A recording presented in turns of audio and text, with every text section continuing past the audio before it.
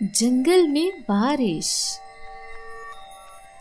سومی شہزادی، مجھے یقین تھا کہ آپ ہماری مدد کے لیے ضرور آئیں گی، گلہری بولی۔